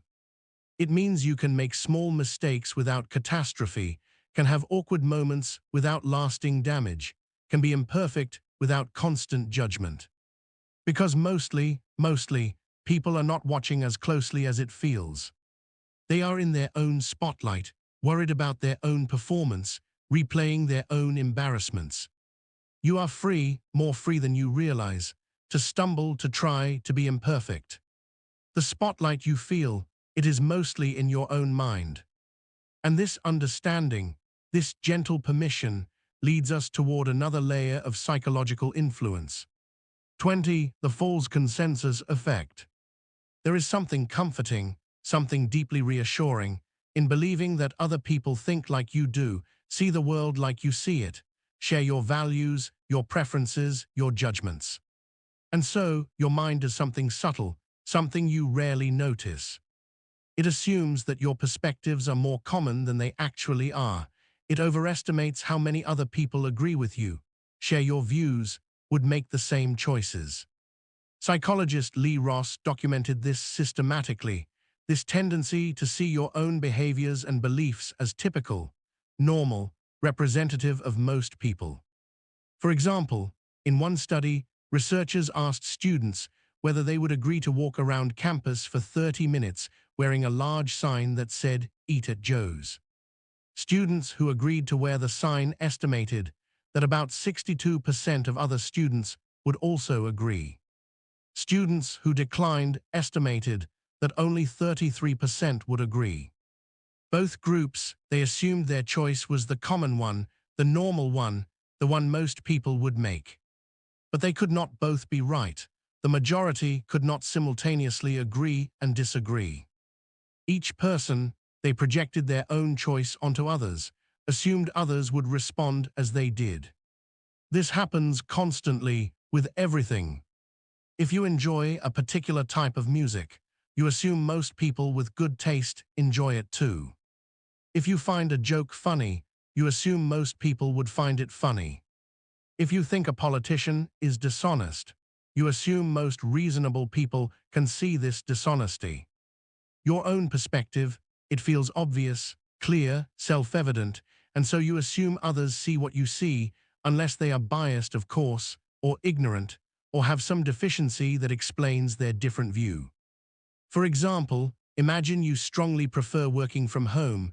You find it more productive, less stressful, better for your concentration and well-being. And you genuinely assume, that most people feel this way, that anyone who prefers office work either has not truly tried working from home, or has some unusual need for social interaction, or is just conforming to outdated expectations. The possibility that different people genuinely have different preferences, that some people truly do focus better in offices, truly do get energy from in-person collaboration. This possibility feels less likely to you than the explanation that they simply have not realized yet what you already know. Your perspective, it feels like truth, like the natural, obvious conclusion anyone would reach if they thought clearly. But someone who prefers office work, they feel exactly the same way. They assume most people, deep down, prefer offices too. They assume people who prefer working from home are avoiding collaboration, or lack discipline, or just have not experienced a really good office culture. Both of you projecting your preferences onto the world, assuming your view is the common one, the normal one. This technique becomes forbidden, manipulative, when someone leverages your false consensus bias to pressure you into compliance. Everyone is doing this. Nobody thinks that way anymore. All the smart people have realized. These phrases, they trigger your false consensus effect. They make you doubt yourself, make you think, if everyone else sees it this way, maybe I am wrong, maybe my perspective is unusual, flawed, maybe I should conform. But often, everyone is a lie. Nobody is an exaggeration. The consensus being claimed does not actually exist. The manipulator is simply projecting their view, or the view they want you to adopt, and claiming it is universal. Claiming disagreement with them is disagreement with everyone. For example, imagine a sales team meeting. The manager proposes a new aggressive sales tactic, something that feels ethically questionable to you. Everyone in successful companies does this now, the manager says confidently. This is just how sales works in the modern market. Anyone who has a problem with this is stuck in the past. They are activating your false consensus bias, making you feel like you are the outlier, the one who does not get it, the one whose perspective is uncommon, wrong. But they have no evidence that everyone does this. They are projecting, asserting, claiming consensus to manufacture it. Understanding this effect helps you question consensus claims, helps you ask, is this actually what most people think, or is this person assuming their view is universal? Helps you recognize that your perspectives, even when they feel obvious to you, are not necessarily shared by most people. And that is okay, that is normal, that is how perspectives work. Different people, with different experiences, different values, different contexts, genuinely see things differently. Not because one is enlightened and the other is ignorant, but because reality is complex and minds are diverse. And what feels obviously true to you might feel obviously false to someone else, and you both might be seeing part of the truth. Your perspective is valid even when it is not consensus. And claimed consensus is often just projection wearing authority. 21. The illusion of control. You might notice, if you watch yourself carefully, how your mind creates the feeling of control, even in situations governed entirely by chance. People blow on dice before rolling them, as if breath could influence randomness. They choose their own lottery numbers rather than accepting random selections, as if their choices carry more luck than the machines. They develop elaborate rituals before important events, knocking on wood, wearing lucky clothes, repeating certain phrases, as if these actions could bend probability in their favor. This is not stupidity, not ignorance. It is something deeper, something wired into how human minds navigate uncertainty. Psychologist Ellen Langer studied this extensively. demonstrating that even subtle elements of choice and involvement create an illusion of control over random outcomes. In one experiment, people were sold lottery tickets. Some were simply handed a ticket. Others were allowed to choose their own ticket from a selection. Later, researchers offered to buy back the tickets, asked people how much they would sell for. The people who simply received tickets, they would sell them back for reasonable prices, a couple of dollars perhaps. But people who had chosen their own tickets, they demanded far higher prices, sometimes 4 times as much. Sometimes they refused to sell at all. The tickets were identical in actual value, identical odds, identical lottery, the only difference, the illusion of control created by choosing. And that illusion, that feeling of control, made them value the ticket more, made them believe on some level that their choice increased the likelihood of winning. This happens everywhere, not just lotteries. Investors believe they can predict market movements, even though research shows most professional investors cannot beat index funds over time. The feeling of analyzing, of choosing, of deciding, creates the illusion that they have control over outcomes largely governed by chance. Patients believe they can control their healing through positive thinking, through visualization, through the right mental attitude.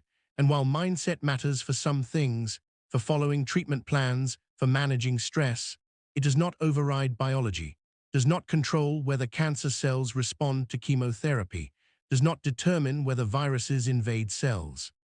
But the illusion of control feels better than accepting randomness, accepting that some things, many things, are beyond your influence. For example, imagine you are going through a difficult time, a job loss, perhaps, or a relationship ending, or a health crisis, things that involve many factors beyond your control. Someone offers advice. You just need to stay positive, visualize the outcome you want. The universe responds to your energy, you create your reality. And part of you wants to believe this, wants to believe you have control, that if you just think right, feel right, believe hard enough, you can determine the outcome. Because if you have control, then you have hope, then you have agency, then the fear of randomness, the terror of being subject to forces beyond your influence, diminishes. But this illusion, this comforting illusion, becomes dangerous when it prevents you from accepting reality, from preparing for outcomes you cannot control, from grieving what you cannot change. This technique becomes forbidden, manipulative, when someone sells you the illusion of control to exploit you. When self-help gurus promise that you can manifest wealth, health, love, success, simply through belief, through visualization, through positive energy, they are selling you control over randomness. And when outcomes do not match promises, when you visualize wealth but remain poor, when you think positively but stay sick, they blame you. You did not believe hard enough. You had limiting beliefs. You self-sabotaged. The illusion of control becomes a trap. You cannot win. Success proves the method works. Failure proves you failed to execute it properly. Understanding this illusion helps you distinguish, gently, carefully, between what you can actually control and what you cannot. You can control your efforts, your choices, your responses, your preparation. You cannot control outcomes, other people's choices, random events, the intersection of countless factors beyond your awareness. And accepting this, accepting the limits of your control, is not pessimism, not helplessness. It is wisdom, it is freedom from the exhausting belief that you must control everything, and the crushing guilt when you cannot. Some things are in your hands, many things are not. And both truths can coexist with peace. And this understanding, this acceptance, leads us toward another subtle manipulation. 22. The mere exposure effect. There is something quiet, something almost invisible, in the way familiarity breeds preference. Things you have seen before, heard before, experienced before, feel better than things that are new, feel safer, more trustworthy, more likable. Not because they are actually better, not because they have earned your trust through quality or performance, simply because they are familiar. Psychologist Robert Zajonc demonstrated this repeatedly, showing that mere repeated exposure to something, even without any positive association, increases liking for that thing. In one study, he showed people nonsense words, made-up syllables with no meaning. Some words were shown once, others were shown many times. Later, he asked people which words they preferred, which ones felt more pleasant. People consistently preferred the words they had seen more often, even though the words meant nothing, even though the exposure was completely neutral, no rewards, no positive experiences, just repetition. The familiarity itself, it created preference. This happens with faces, with sounds, with products, with ideas, with political candidates. The more you are exposed to something, the more you tend to like it, the more normal it feels, the more acceptable. For example, imagine a new brand enters the market, a soft drink perhaps. The taste is mediocre, nothing special, not particularly better than existing options. But the company runs advertisements. Constantly, everywhere, you see their logo on billboards during your commute, you hear their jingle on the radio, you see their product placement in shows you watch. You are not consciously paying attention to these advertisements, you might even find them annoying, but you are being exposed, repeatedly, consistently. Months later, you are standing in a store, choosing between soft drinks, and you reach for this brand, the new one. It feels familiar, safe, like the right choice. You might rationalize this decision. Tell yourself you like the packaging, or you heard it tastes good, or you wanted to try something different. But actually, the decision was shaped by mere exposure, by the accumulated familiarity of seeing that logo, hearing that name dozens or hundreds of times. The repetition did not persuade you consciously, it simply made the brand feel more familiar. And familiarity feels like preference. This happens in politics constantly. Candidates with name recognition, candidates you have simply heard of more often, have enormous advantages, not because they are more qualified, not because their policies are better. Simply because their names are familiar, and familiarity feels safe, feels trustworthy, feels like the right choice. For example, imagine a local election, two candidates, one has been in politics for years. You have seen their name on signs, in newspapers, in previous elections. You do not know much about them really, but you have seen the name many times. The other candidate is new, equally qualified, perhaps even more aligned with your values, but unfamiliar, unknown. And in the voting booth, faced with uncertainty, you choose the familiar name, because familiarity feels like knowledge, feels like safety, feels like the less risky choice. The mere exposure effect, it guided your vote, not the candidate's actual qualifications, not their positions, not their character. Just the number of times you saw their name. This technique becomes forbidden, manipulative, when someone uses repetition deliberately to manufacture false familiarity, false trust, false preference. When propaganda repeats messages, not to inform, not to persuade through argument, but simply to make ideas familiar, to make extreme positions feel normal through sheer repetition. When advertising saturates your environment, not trying to convince you the product is good, just making the brand familiar enough that it feels like the default choice. When abusive relationships involve cycles, where the abuser hurts you, then returns, then hurts you again, then returns again, the repetition creates familiarity, and familiarity can feel like love, like home, like the devil you know being better than the unknown. Understanding this effect helps you question your preferences, helps you ask, do I actually like this, or does it just feel familiar? Am I choosing this because it is good, or because I have been exposed to it many times? Helps you recognize that new, unfamiliar options might actually be better, even though they trigger slight discomfort simply because they are unknown. Familiarity is not quality, repetition is not validation, exposure is not endorsement. Sometimes, often, actually, the unfamiliar deserves a chance. And the familiar deserves scrutiny. And this awareness, this questioning of automatic preference, leads us toward another psychological pattern. 23. The bandwagon effect. Human beings, you might have noticed, are deeply social creatures, herd animals in a way. We look to others to determine what is correct, what is safe, what is desirable. And when we perceive that many people believe something, are doing something, support something, we feel drawn to join them. Not necessarily because we have evaluated the thing independently, not because we have reached our own conclusion through careful thought, but because the crowd itself, the sheer number of people doing or believing something, feels like evidence that it must be right. This is the bandwagon effect, the tendency to adopt beliefs, behaviors, preferences, simply because many others have adopted them.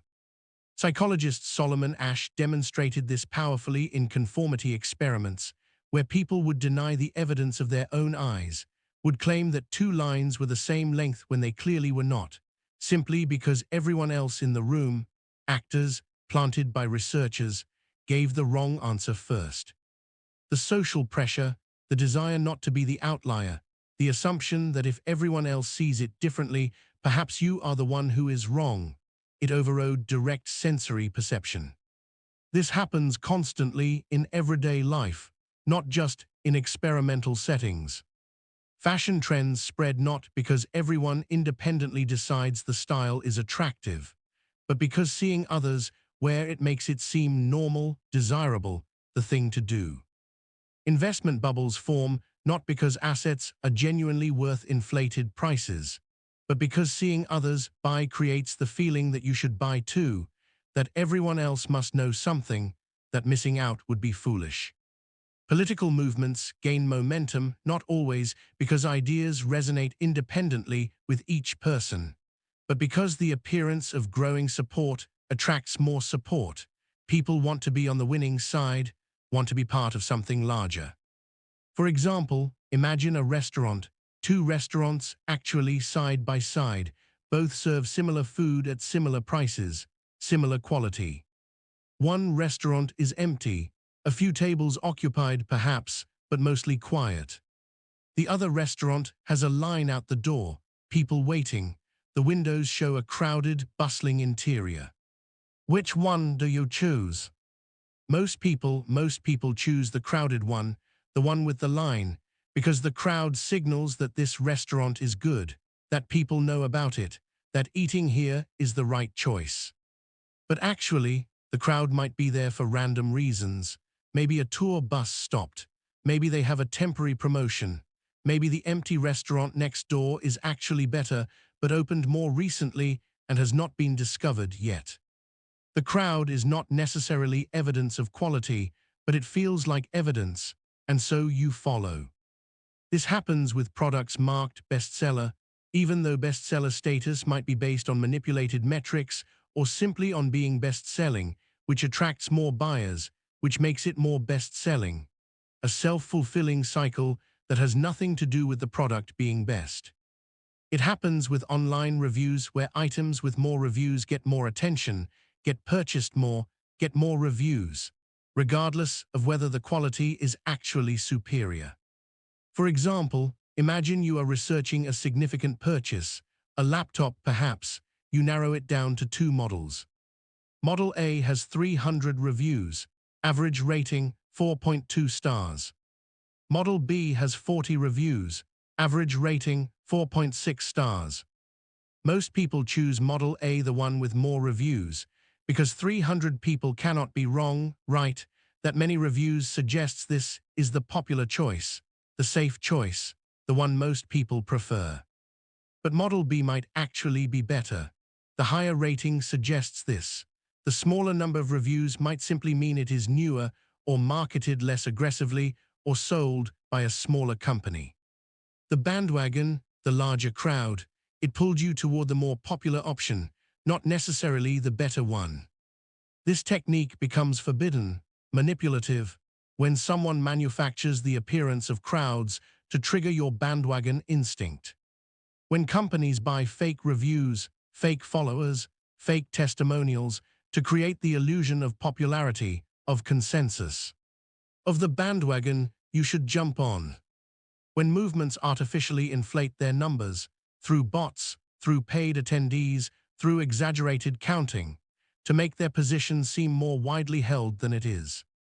When social media metrics are manipulated, likes bought, shares fabricated, trending topics engineered, to create the feeling that everyone is talking about this, everyone cares about this, you should too. Understanding this effect helps you evaluate things independently of their popularity, helps you ask, is this actually good, or does it just seem good because many people are doing it? Helps you remember that crowds are often wrong, that popularity is not the same as quality, that sometimes, often, actually, the best choices are the ones fewer people have discovered yet. The bandwagon is comfortable, safe feeling, validating. But it often, very often, leads somewhere you would not choose to go if you thought independently. And this understanding, this independence of thought, leads us toward our final subtle manipulations. 24. The Pygmalion effect. There is something almost magical, something that seems to violate the boundary between thought and reality, in the way expectations shape outcomes. When someone believes you will succeed, genuinely believes it, expresses this belief through their behavior, their attention, their investment in you, you are more likely to succeed. Not because the belief itself creates success directly, not through mystical energy or universal laws, but because belief changes behavior, changes how people treat you, how much support they offer, how many opportunities they provide, and these changed behaviors, they create changed outcomes. Psychologist Robert Rosenthal demonstrated this in schools, in the famous Pygmalion in the Classroom study, where teachers were told that certain students, randomly selected students, were expected to show dramatic intellectual growth that year. The students were not actually different, not more talented, not more intelligent, the selection was random. But the teachers' expectations, their beliefs about these students' potential, changed how they taught them, more attention, more encouragement, more patience, higher quality feedback, more challenging material. And by the end of the year, these randomly selected students had actually improved more than their classmates. The expectation, the belief, had become reality. This happens everywhere, not just classrooms. Managers who believe an employee is high potential invest more in that employee, give them better projects, more mentoring, more opportunities, and the employee develops faster, performs better, becomes high potential in reality. Parents who believe their child is capable communicate this belief through countless small interactions, and the child internalizes this belief, develops confidence, takes on challenges, grows into capability. Partners who believe their relationship will last invest more effort in maintaining it, communicate more openly, forgive more readily, and the relationship does last. The expectation shapes the reality it expects. For example, imagine two employees, similar skills, similar experience, similar potential. A manager believes employee A is destined for leadership, talented, capable, future material. The manager believes employee B is adequate but limited, fine for their current role but probably not promotable. These beliefs, often unconscious, change everything. Employee A gets invited to important meetings, gets asked for input on strategic decisions, gets introduced to senior leaders, gets challenging assignments that develop leadership skills, gets detailed feedback and mentoring. Employee B gets routine assignments, gets left out of strategic conversations, gets minimal feedback, gets managed more than developed. A year later, employee A is indeed performing at a higher level, showing leadership qualities, ready for promotion. Employee B is still adequate, still fine at their current role, still not showing particular growth or potential. The manager's initial belief, it shaped reality, the expectation became self-fulfilling.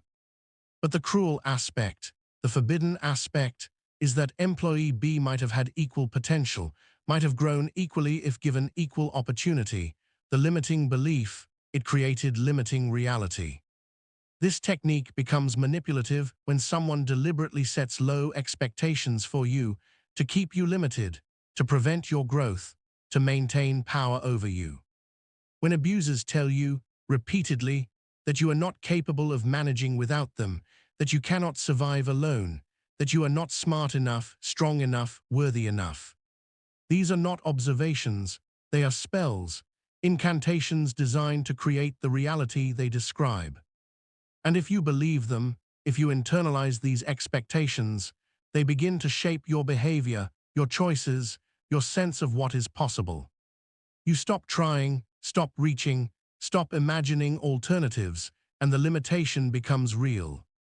Understanding this effect helps you question the expectations placed upon you, helps you ask, is this belief about me true, or is it just someone's expectation trying to become true?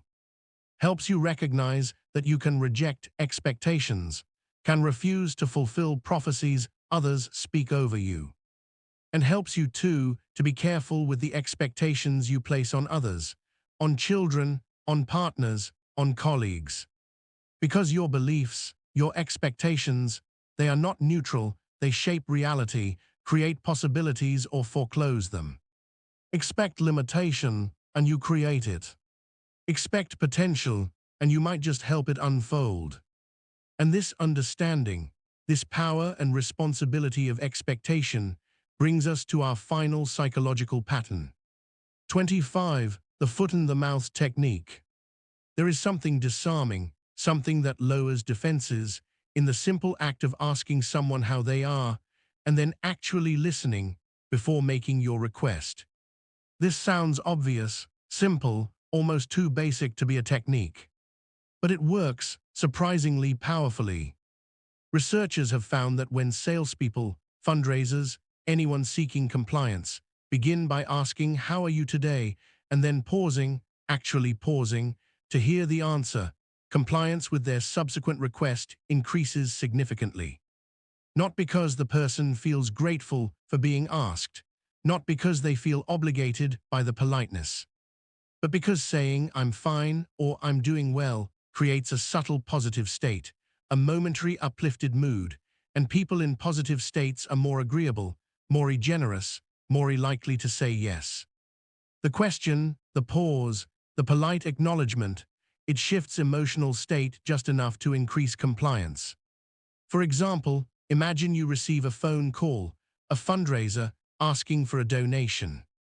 If they launch immediately into their request, "We are calling to ask for support for," your defenses are up. You are already planning your refusal, already thinking of how to politely end the call. But if instead they begin, "Hello, how are you doing today?" and you respond, perhaps reflexively, "I'm fine, thanks." And they respond warmly, "That's wonderful to hear." Something shifts, something small, your guard drops slightly, you feel momentarily seen, acknowledged, and in that moment of lowered defenses, when they transition to their request, you are more likely to listen, more likely to consider, more likely to agree. This happens not just in sales or fundraising, it happens in relationships, in parenting, in any situation where someone wants something from you. A partner who wants you to do a chore you have been avoiding might begin by genuinely asking about your day, creating positive connection before making the request. A child who wants permission for something might approach when you are in a good mood, might first engage you in pleasant conversation before asking for what they want. This technique becomes forbidden, manipulative, when the pleasantness is performed, fake, when the "how are you" is not genuine care but strategic manipulation. When someone does not actually care how you are, does not actually listen to your answer, but asks anyway because they know it increases compliance. When warmth is a tool, a tactic, a means to lower your defenses so you can be exploited. The cruelty is not in asking how someone is. The cruelty is in faking care to manipulate cooperation. Understanding this technique helps you notice when pleasantries feel strategic, when warmth arrives suspiciously close to requests, when someone's interest in your well-being correlates too perfectly with their need for something from you. And it helps you maintain boundaries even when someone is being nice, even when the interaction feels warm, even when you just said you are doing well. You can appreciate genuine connection and still say no to requests. You can be polite and still protect yourself. Warmth does not obligate compliance. Pleasantness does not require agreement. Sometimes, often, actually, the kindest voice is asking for something that is not kind for you to give. And you are allowed, always allowed, to decline. Gently, warmly, even, but firmly. And so, we come to the end of this gentle journey, through 30 forbidden mind tricks, 30 subtle patterns of influence and manipulation that exist in the shadows of human interaction. You have walked slowly, patiently, through techniques designed to bypass your judgment, to manipulate your perception, to exploit the beautiful vulnerabilities inherent in having a human mind. But knowing these patterns, understanding how they work, this knowledge is not meant to make you cynical, not meant to make you suspicious of everyone, not meant to harden you against human connection. It is meant, instead, to help you see more clearly, to recognize when influence crosses into manipulation, when persuasion becomes exploitation, when someone is using your own psychology against you. And this recognition, this awareness, it is protective, it is empowering, it helps you maintain boundaries, make choices that serve you, protect the soft, vulnerable places in yourself that deserve protection. These techniques are forbidden not because knowledge of them is forbidden, but because using them to exploit others, that is what crosses the line. That is what violates the unspoken contract of treating each other as whole people deserving of respect, rather than as targets to be manipulated.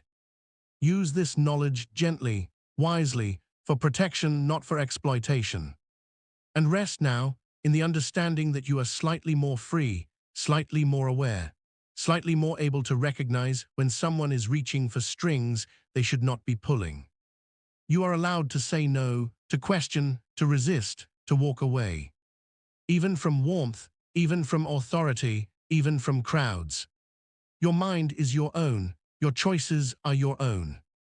And these patterns, these forbidden mind tricks, they only work in darkness. You have brought light, and in that light, you are safer than you were before. Rest in that, rest easy, rest well.